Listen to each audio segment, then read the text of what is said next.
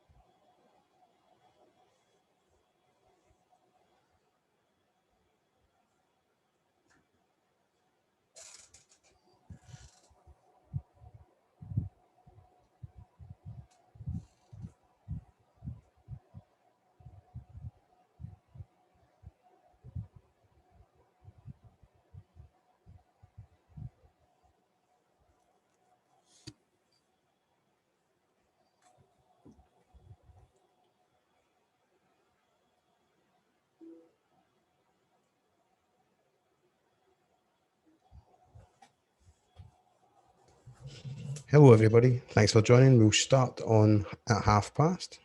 Thank you very much.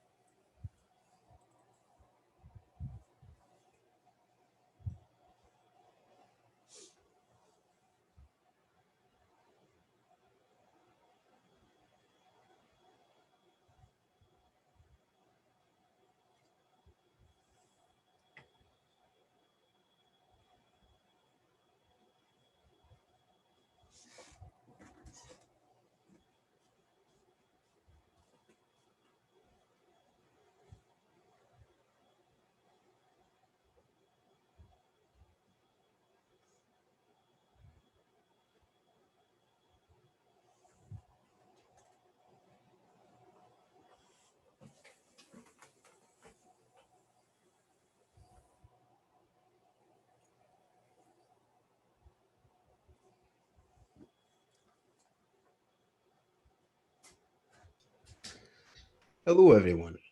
Welcome to today's webinar, where we'll be talking deploying microservice containers to Kubernetes with Octopus. I'm Derek Campbell, and we have Sean Cessna here today as well. Hey, Sean, how are you today?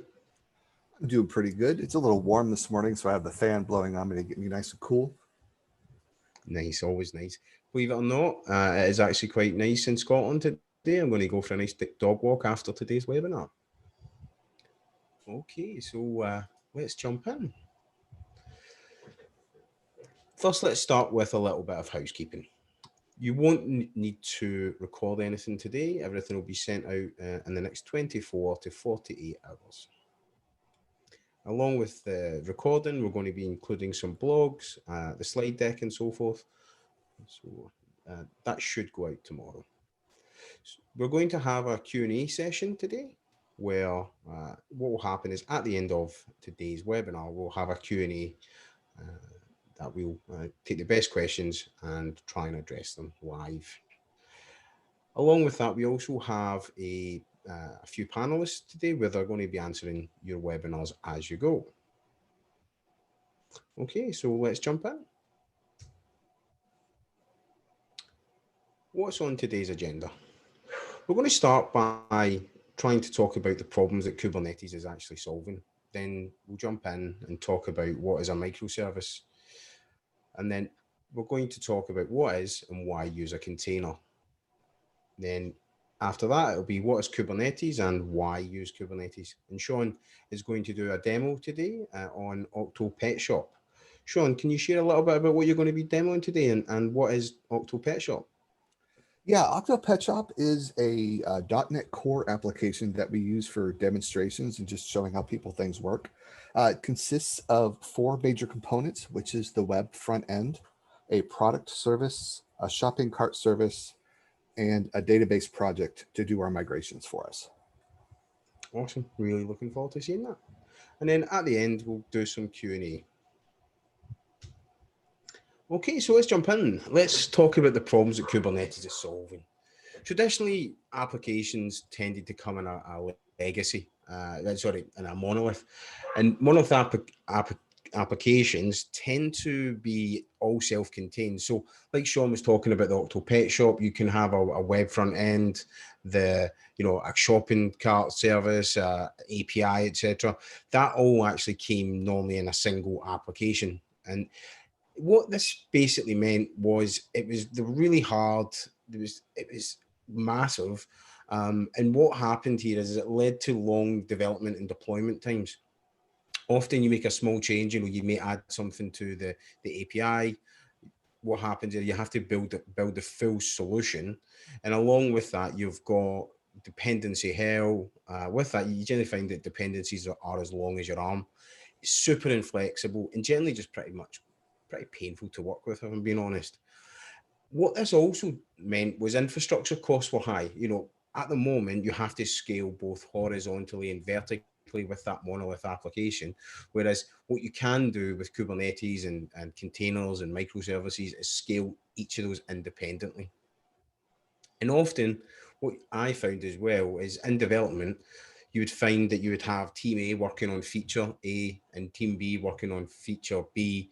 And what this basically meant was you had that isolated development, and then you would do your quarterly release or 6 monthly rather than doing, say, a deployment per week, etc. And it had a big bang deployment at the end of the quarter. And often these were really painful, filled with errors, and generally no one was winning here. So what is a microservice? Sean, what's your definition of a microservice? A microservice is just a small individual component of a larger application. Say for Octopus Shop, we have that shopping cart service. I mean, that's the only thing it does is the shopping cart. Yeah, no, it's really well put. That's it. I mean, with that monolith application, it's all self-contained. And with a microservice, what you do there is separate your application out into many more services. They're all very separate and work in place of that monolith. The benefit here is they're highly maintainable and testable. You can just update the shopping cart. You can just update the database. You can just update, say, for instance, the API as well. So they are coupled, but fairly loosely, and they are independently deployable. And what this basically means is you can have distributed ownership. So team A can, own a particular part. Team B owns another part. Obviously, there's a bit of communication back and forth there, but it gives that flexible development and deployment. So you can pretty much deploy and develop as you require. And most of them as well, where possible, you want some backward and forward compatibility as well. So what are and why use containers? Containers are, you take your microservice and you effectively put it into a container. It's packaged software into standardized units for development and deployment. The benefit here is they're all very isolated. And another thing is you can also have multi-OS support. Containers, if you think of it traditionally, containers an application would sit on a virtual machine, and then with that, you've got the OS and then say .NET, and then on top of that, your application. Containers only contain the dependencies and the code for your application to run. There is no OS. They share the OS kernel running as isolated processes as well, which actually has better security implications as well. One of the things I like about containers is that you can run them in isolation. So if you do have something that's got a memory leak, it doesn't take down everything. They're generally pretty small and easy to deploy. They tend to be tens of megabytes rather than gigabytes. And one of the benefits here is you have efficient hosting, and that's always going to be a good thing, because what you can do with containers is, say for instance, you own a food delivery application, and what happens is between 5 and 8 p.m. every day you have to ramp up your front end website. So you can go from one container to 100, for instance. And what that does do is, with the other side of things there, what you can do is scale them independently. So you can scale that independently from each other. So you don't have to scale everything up at the same time, and then use, there's compute resources which don't work. Another benefit is that you can run it anywhere and consistently. So what you can do there is multi-cloud. And one of the key benefits as well is that you can get greater density. So what you can do is you can effectively have, traditionally, even with virtual machines, what you could do is use, say, 150% of the resources on a VM host. With containers, you generally find that you're not using all of the CPU, so you can have a greater density. Like, for instance, we actually use AKS with Octopus. And what we can do there is, you generally find some customers are using it 70% CPU, some less so. And what that does give is a greater density and cost when it comes efficiency on cost.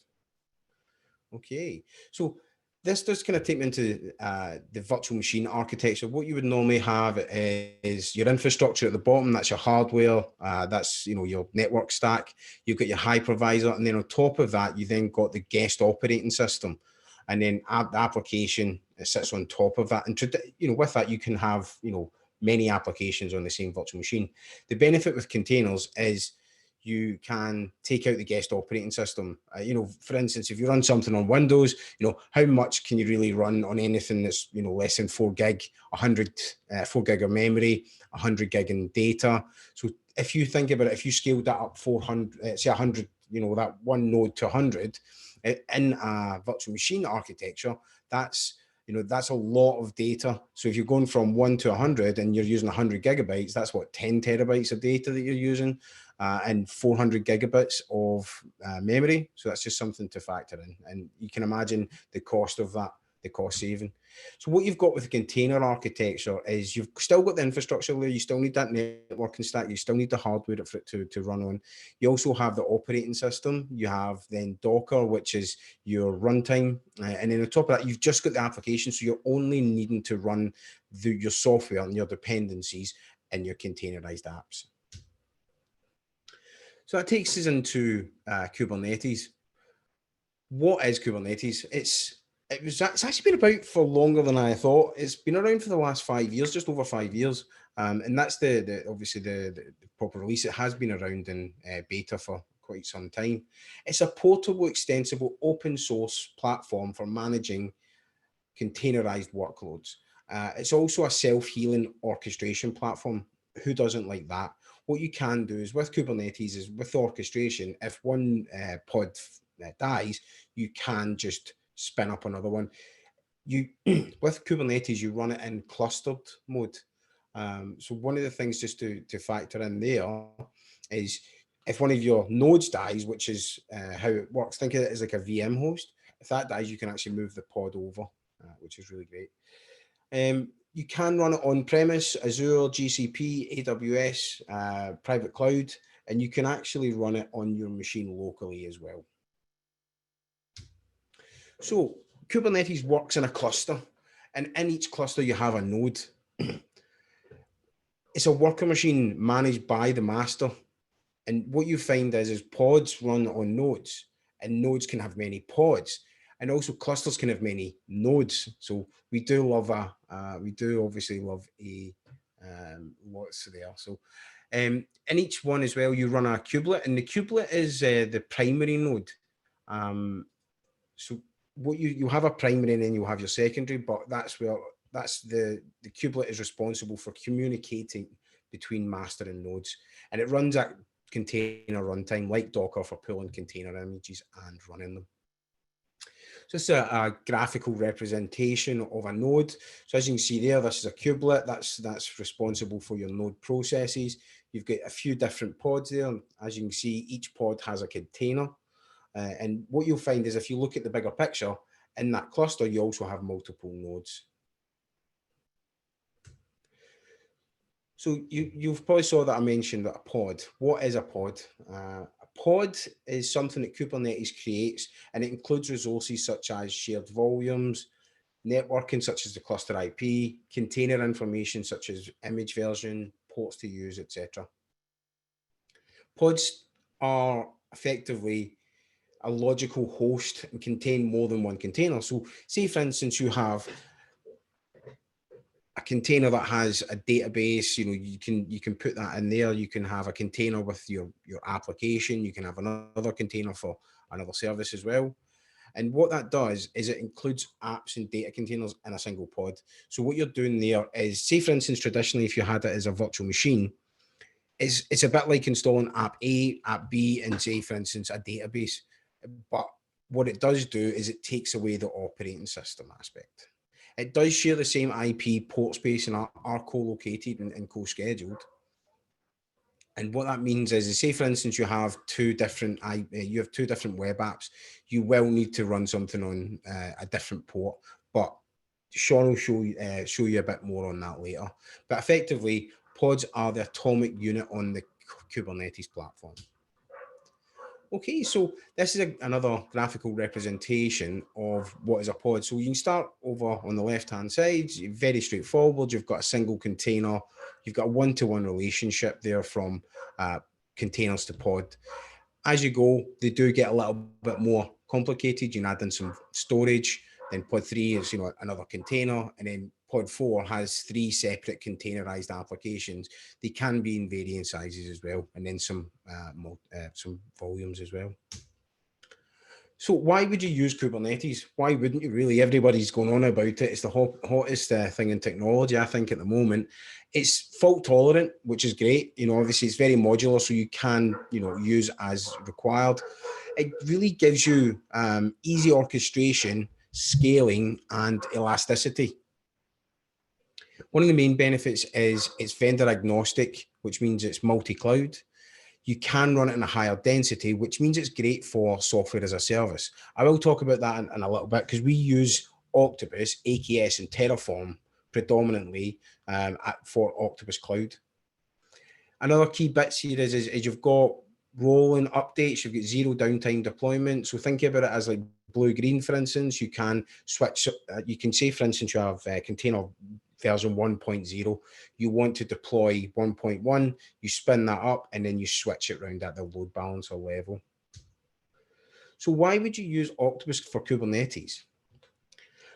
Well, we use Octopus for Kubernetes, which is really cool. But what you've got there is first-class variable management, environment modeling, you've got dev, test, pre-prod, etc., container versioning built in. And one of the key things that I like about it is multi-tenancy. So I'll talk about cloud and about Octopus Cloud in just a moment, but we use multi-tenancy there to spin up all of our Octopus Cloud instances. And you've got integration with multiple container registries such as ECR, ACR, Docker Hub, and also custom Docker registries as well, like Sean's using Nexus Hub later on, which is really cool. So we've got a use case here, which is Octopus Cloud. Just to give you an idea, it does use Octopus Deploy, multi-tenancy, and Azure Kubernetes service. We have over 1,500 containers at any one time, generally over many clusters across the world. We've had over 8,000 instances of Octopus in the last 12 months. One of the things that I really like is the spin-up time.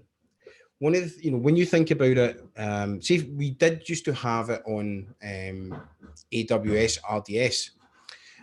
With EC2 instances, but that took actually quite a long time to be provisioned. With Kubernetes, the spin up is about 2 to 3 minutes. Sometimes it's faster as well.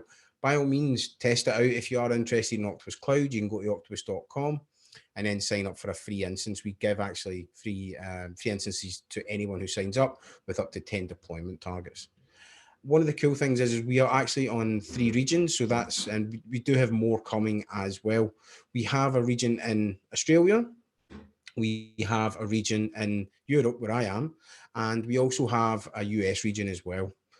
One of the key things is it's fully managed, and it does save a lot of money as well. Because one of the things with the greater density that we can run Octopus Cloud on, we actually have a blog on the 100K AWS bill, and I definitely check it out. It will be in the follow-up email, but we're seeing that a price reduction of about 90% when using something on AKS on Kubernetes, which is really great. But the key thing here is if you're doing software as a service, then certainly look at using Octopus with AKS or EKS, etc. Okay, so that's pretty much my the slides finished up. I'm going to hand you over to Sean, and he's going to take you through the demo. Hey, Sean, I can't hear you. I think you may be muted.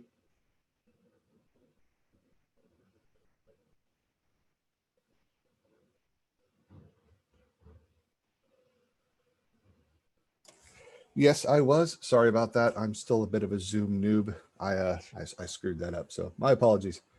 That's no worries at all. Alrighty.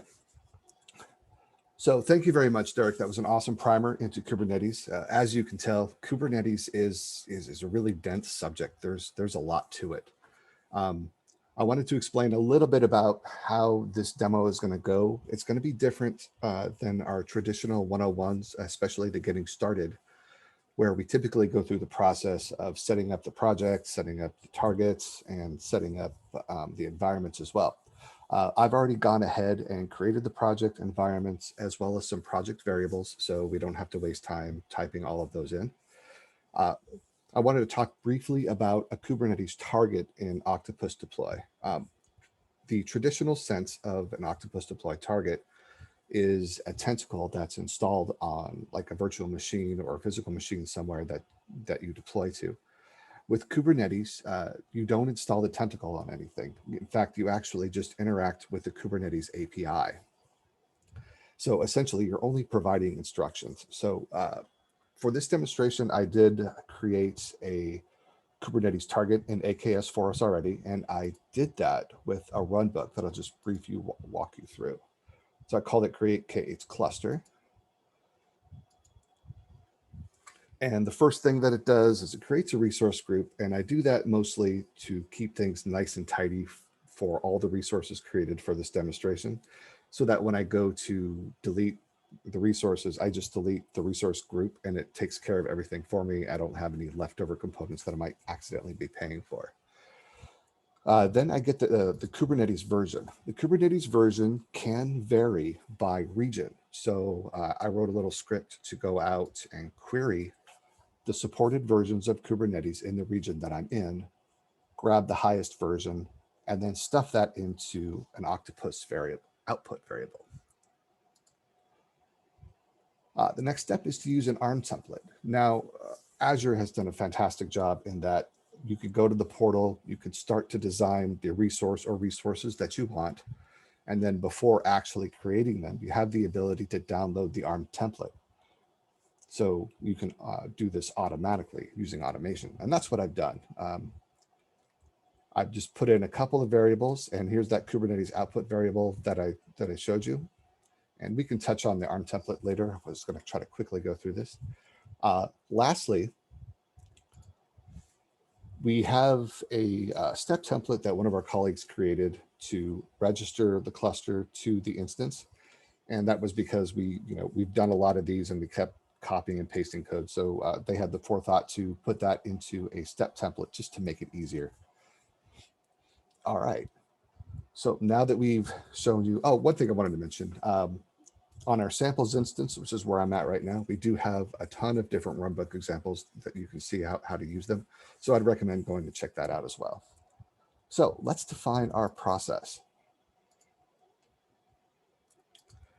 So Octopus, as we explained before, consists of the four major components, which is the web front end, the product service, the shopping cart service, and the database project that uses DBUp, which will create the database if it doesn't exist and perform our migrations for us. Now, we'll also need a database server to run this against. So as part of this demonstration, I've included the deployment of a SQL Server container. So we're going to click on Add Step. And right away, you'll notice that Kubernetes itself has an entire category devoted to it. And when you click in here, you can see that we have 8 built-in step templates, as well as a few community step templates that people have created to go along with it. For this demonstration, we are going to be using mostly this deploy to Kubernetes containers step. So I'm going to click on Add here and call deploy SQL Server. And as I scroll, you'll be able to see all the different options that are available for a deployment for Kubernetes. I've already created a variable for the deployment name, so I'll go ahead and select that now.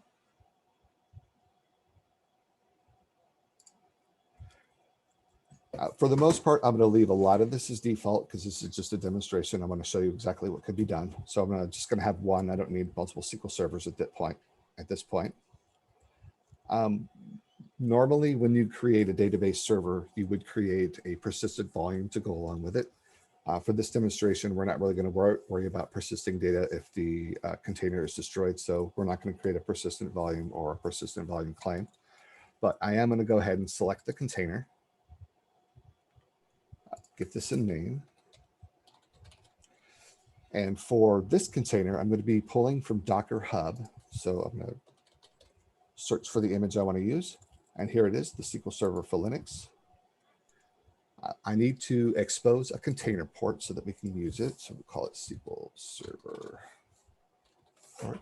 And this is the standard one of 1433. There are 2 environment variables that are required for this container to actually run. So let's scroll down to the environment variable section. And again, you can see that there's just a ton of different options you can choose just in the container section alone. So here we are, environment variables. So I'm going to click on Add Environment Variable. The first one is accept EULA. And we're going to hard code that to yes, because why wouldn't you accept EULA? And the next one is the SA password. And I've stuffed that into a variable so that I don't mistype it. Need a little octostash in front of that. Scroll down through the rest of this just so you can see what's available. We are essentially done with this container, but just wanted to show you the sheer amount of options that are available for the container alone.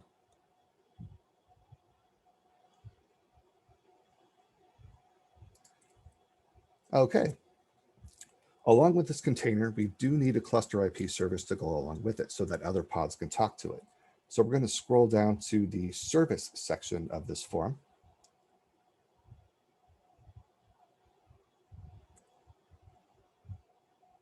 And we're going to give our cluster IP service a name. Now this name is pretty important so that, because this ends up being the DNS name so that other pods can find it by name rather than having to know its actual IP address. And since we exposed the container port, we need to expose the service port as well. So we'll go ahead and do that now. And use the same port of 1433. Okay. Just going to scroll down the one time so you can see that all of the other different options that are available in this form. There's just a ton. Okay. I'm going to add our next step. This is going to be our web front end. So again, I'll choose Kubernetes and the deploy Kubernetes containers.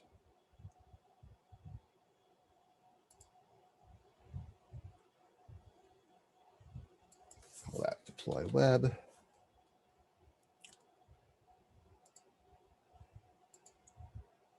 Oh, I think I forgot to choose this on our previous step. So let me go back and make sure I did that. I did not. So there we go. That's required. All right. We'll continue here. We'll go down to the deployment section, and I'm going to give this deployment a name. And one thing that's going to be slightly different than all the other ones that we're going to do is I'm actually going to add a label to this, and I'll explain why this is required later. I'm going to give it a name of components and a value of web. We'll scroll down to the container section here. And this container is going to be pulled from our private repo of Nexus. Let's give it a name here. So we use our Nexus container feed here.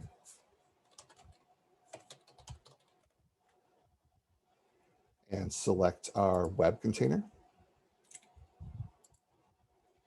Now this container needs to expose two different ports. It's running the ASP.NET Core web application, which is running the Kestrel server, which has a default port of 5,000. So we're going to set that to 5,000. And this application automatically redirects to HTTPS. So we need to expose that port as well. And that one's on 5001.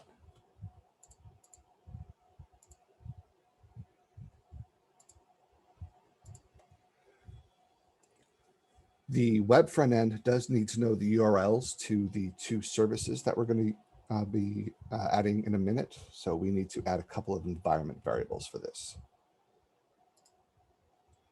So click on an add environment variable. Paste these guys in here.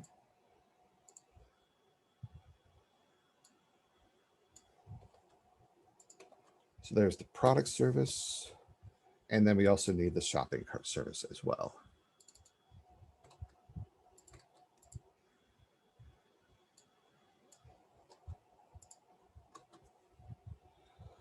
Okay, now that we've added those environment variables, we are done with this container. And this particular deployment doesn't need anything else. So we can go ahead and click on adding our next step. And now we're going to add the product service. So again, we'll choose Kubernetes and deploy Kubernetes containers.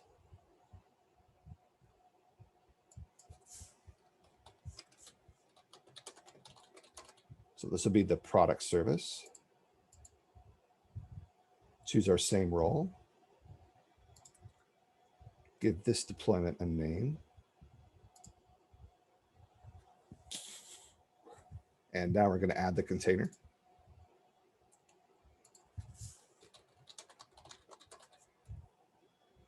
So the rest of these are going to exist on our Docker feed. So we're going to choose that for all of them.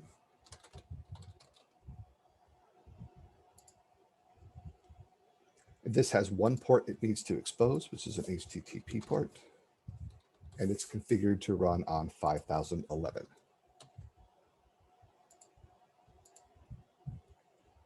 This container also needs the database connection string. So we need to add that as an environment variable. So let's scroll down to the environment variable section.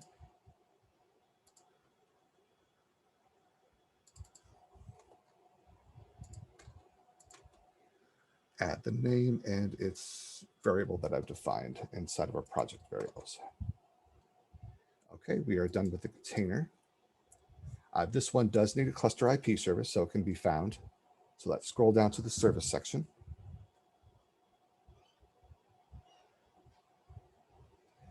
And we're going to give our service a name.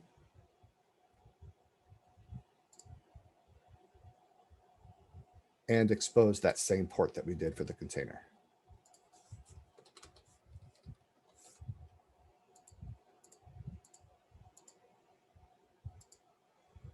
Okay, we are done with the product service. So let's move on to the shopping cart service. Following the same steps.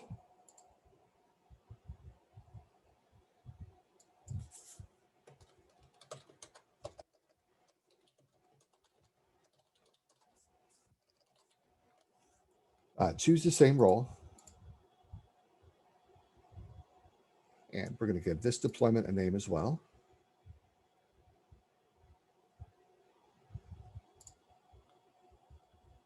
And this, I'm going to go down to the container section and add the container.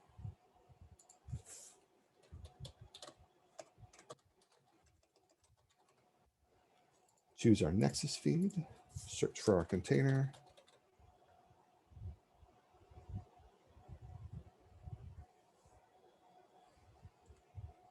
And shopping cart service. This does need to expose one port. And this runs on 5012.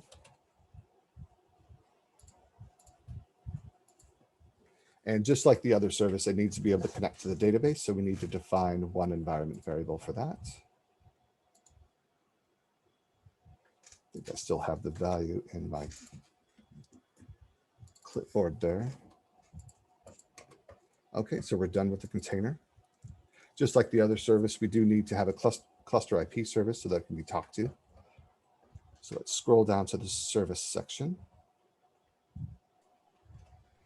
Give this service a name.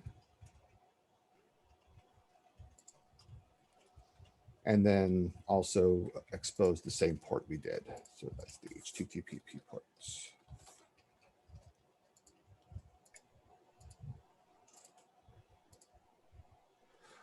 All right. So far, we've created our SQL Server, our web front end, and our two services. The next part that we needed to add was the ability to do our database migrations. This is a slightly different type of thing in Kubernetes in that it's a console applications that's designed to run, then stop. Usually Kubernetes containers or Docker containers in general are supposed to keep running. So this is slightly different. So we need to add a different step template. So we're going to click Add Step. And I did want to point out that I actually haven't had to save in any of these steps that I've added. This is a relatively new feature in Octopus Deploy that it saves. You can do a save all at once versus having to do a save per step. In older versions, it was a save per step. So that was something that could be quite cumbersome at times, especially if you have large deployments. So let's click on Kubernetes. And we're going to choose Deploy Raw Kubernetes YAML.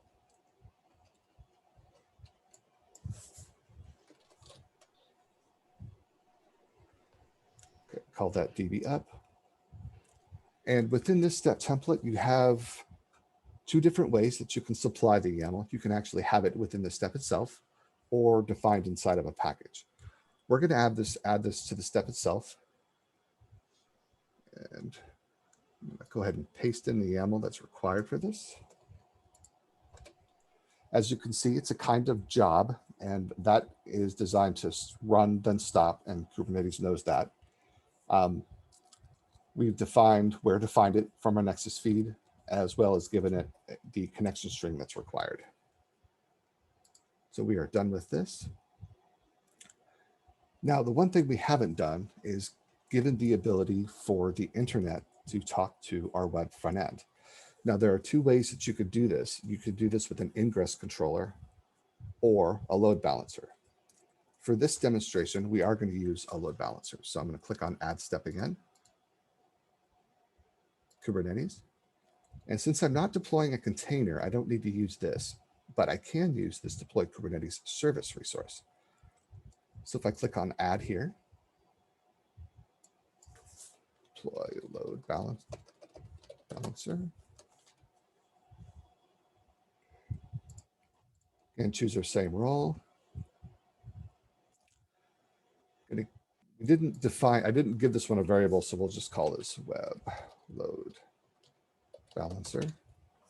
And I'm going to choose the load balancer type. For the cluster IP and the load balancer IP, especially when it's an external, Azure is going to do this for us, so we don't need to specify what that IP address is. So we can just leave that alone. But we do need to add a couple of service ports. So I'm going to have the load balancer listen on port 80, but route to 5,000. And if you recall earlier how I mentioned the application is automatically going to redirect to HTTPS, so I need to add that port as well.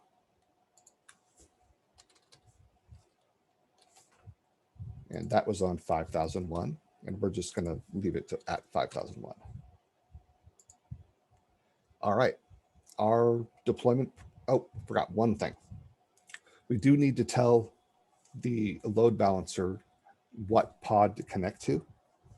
So that's where that label came in, where I added that to the web front end. So we're going to use a selector label. So we're going to add this, and we're going to give it the same name and value so that it knows what to attach to. Okay. Our entire process is complete. So now we can kick this thing off and let it rip. We're going to create a release here.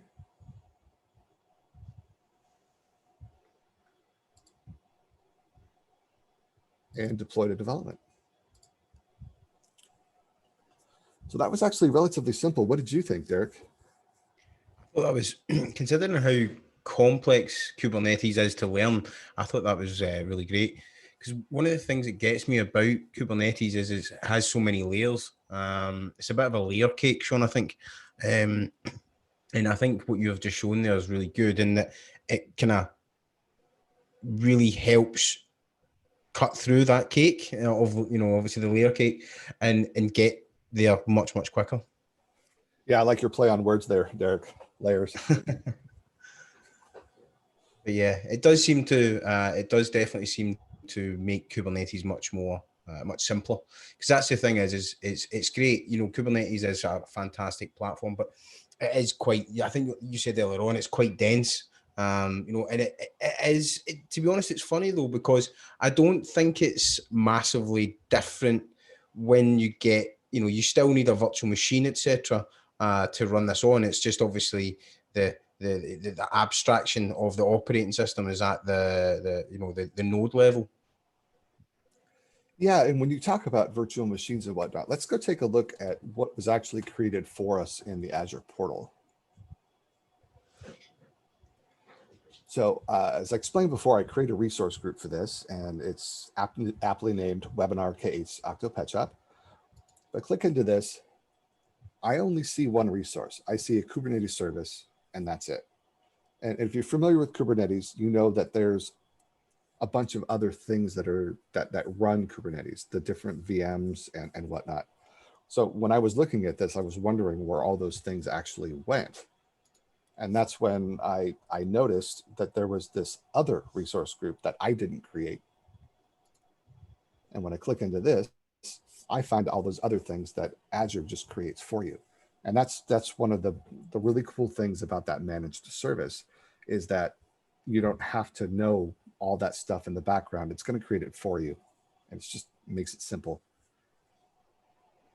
Yeah, definitely. And it's funny because you still have that public IP address, you still have the virtual machine, you still have that root table, which is really great. Because that's the things that, you still need a load balancer for your Kubernetes pod to run. That's right. Let's go check on our deployment here. Looks like it's got the SQL service done. So let's take a look at what that looks like in the interface of Kubernetes here. So if we click on this, we can see this workloads section here. And we can see that our SQL Server deployment has been complete and it is up and running. And currently it's working on the next one. Yeah. See, I really like that. I have to say this. Obviously this is things that I've played with Kubernetes in the past, and obviously as part of our webinar, I had to go do a bunch of learning, and it's great to kind of see how Octopus really kind of takes you through and makes it much, much simpler.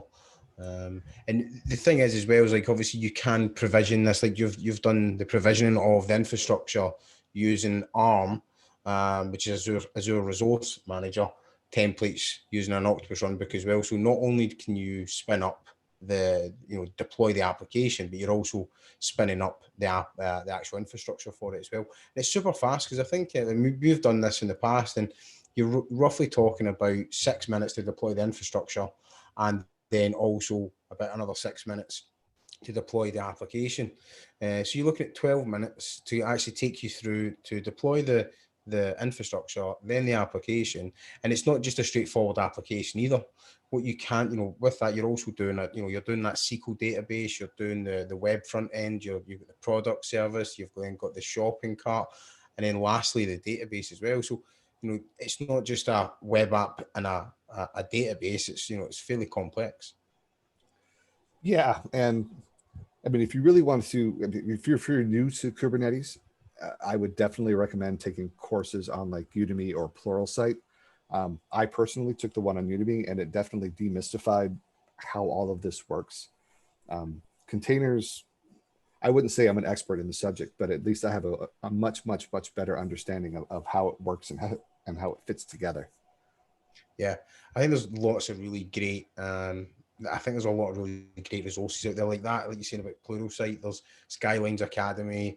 I mean, there's so many great and free resources as well. Like for instance, I've done a lot on Microsoft Learn as well. So if you are in that Azure side of things, then you can use Microsoft Learn for free. It'll teach you a lot of the basic concepts, Docker, containers, all the way through to Azure container registries as well.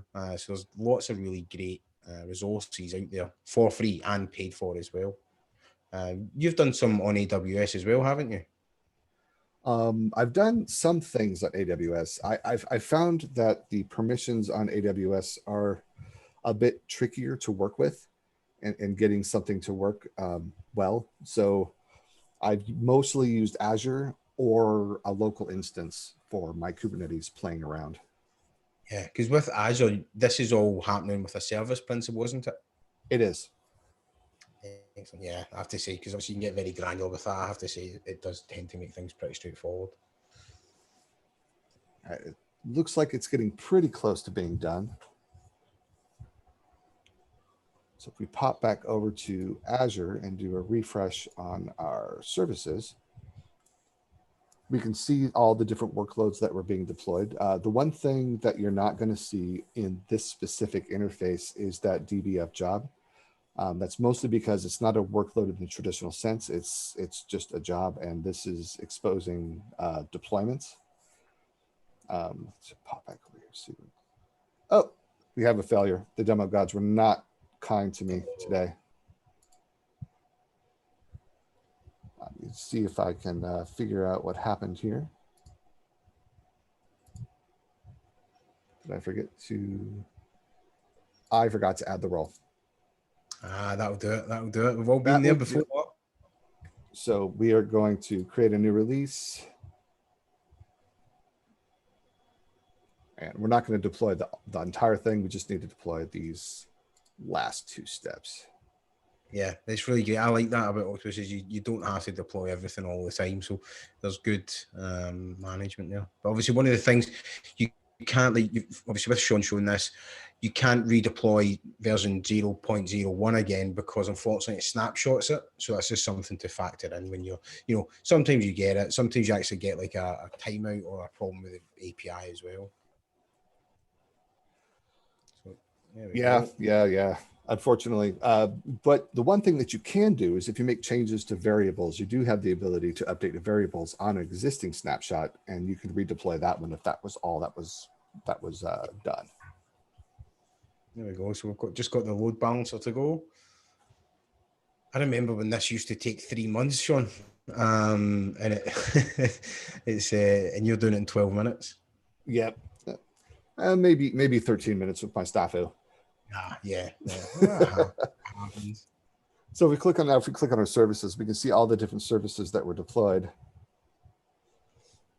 We can see that these here, as I said, are actually going to be the DNS entry names that are going to be used when the different components that talk to each other run. So let's see if this is all ready to go.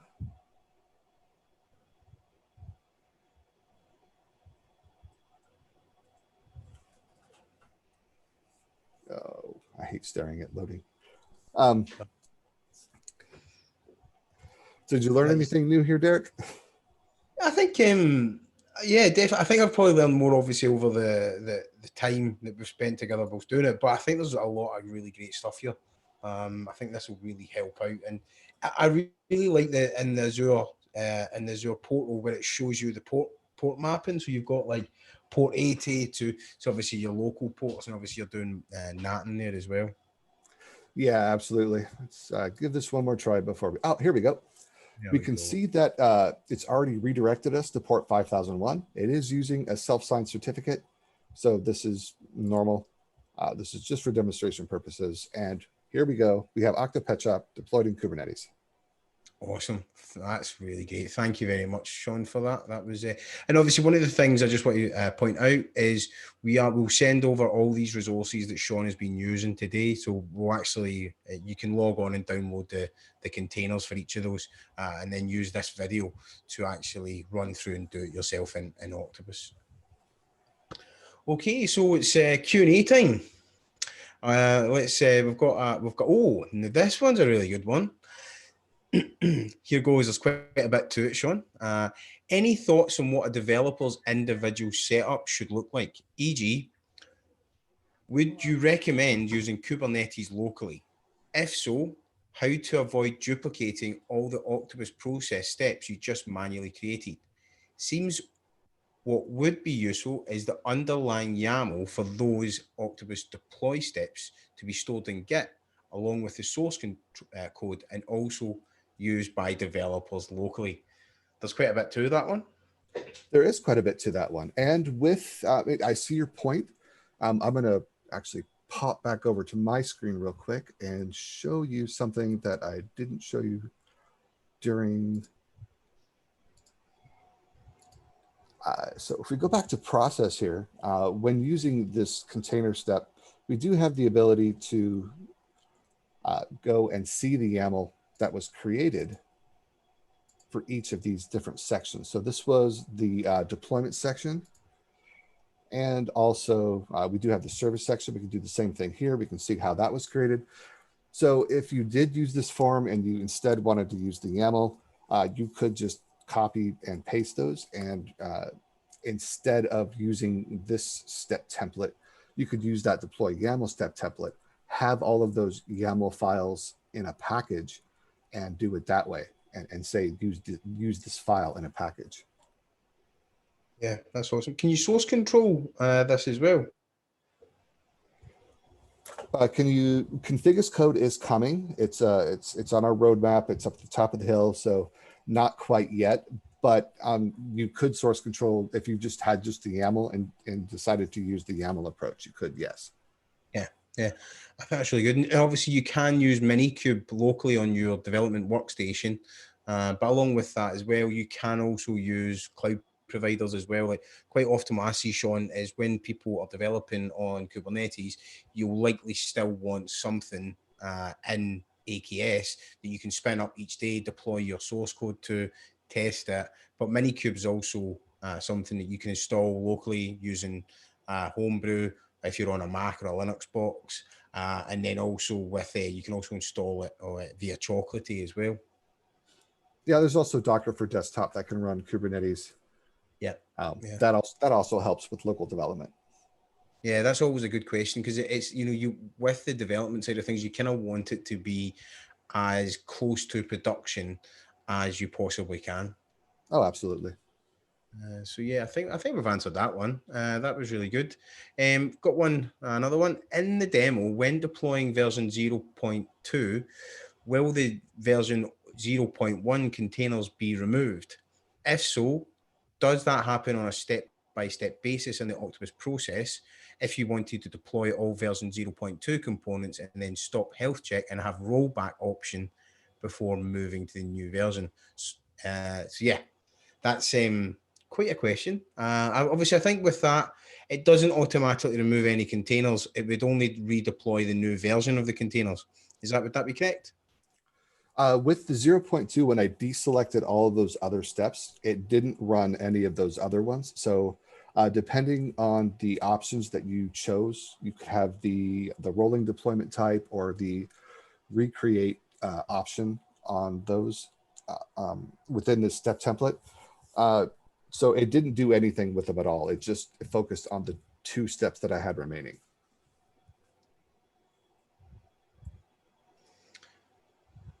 Awesome. We have another one here. Are you aware of any methods of adding custom options within the container section within the deployment template? Custom options. That's a good question.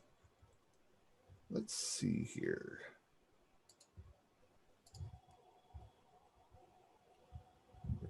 Let's go down to, oh, I missed it. Where am I? Containers. Containers. I don't believe I saw one in this step templates. That's one thing is there's so many options. It's very customizable. I started jumping into taints and tolerance and it started actually it was very complex, but it's really cool. Yeah, I'd have to get back to you on that one. I'm not seeing anything for custom options other than maybe overriding the command on the container if it has that ability. Yeah, awesome. You can reach out to advice@octopus.com if you to be a little bit more specific and see if we can help you there. Is there any demo documentation available on blue-green Kubernetes deployments? Because that's something that we do by default, isn't it, Sean? It is. And does Matt Casperson have one of those blog posts out? I'd have to go back and look. Yeah, I think Matt's got so much documentation out there. So what I do there is check out octopus.com/docs. Again, if you have a look around, there's loads of great information. Obviously, with Kubernetes, you can have a rolling upgrade. You can have blue-green as well. What are the other options as well, Sean? These are the options that are available. It's recreate, rolling, or blue-green. So yeah. So to ties back into some of the previous question as well, you can also, if you selected recreate deployment with that new release, then that would have then went and just done the full. But obviously, as you deselected it, you didn't want to use that option. So that makes sense. Yeah. So yeah. Okay. So one question is, can you use GCP with Octopus for deployments? Yes, we do have on samples. If I pop over to the Kubernetes, this deployment orchestration one down here uses all GCP to deploy Octopus. Yeah, so you can go to samples.octopus.app and actually log in as guest and see all of this going live. You won't be able to do the deployments, but you'll be able to see all the scripts, etc. So obviously check that out. Can you use Helm with Octopus? You can use Helm. Pop back over to the webinar here, so I don't mess with anything over there. And process in the Kubernetes section, there is at least one Helm that you can use, and I know it can be used. I haven't used it personally, but I do know that other customers have used it. Yeah, awesome. Another one as well is, does it work with OpenShift and Rancher? It does. I've recently done 2 blog posts on both subjects that you can use Octopus deploy with both Rancher and OpenShift. Awesome, awesome. Right, I think that's all the questions. So let's wrap this up. Okay, so thank you everybody for attending today's webinar.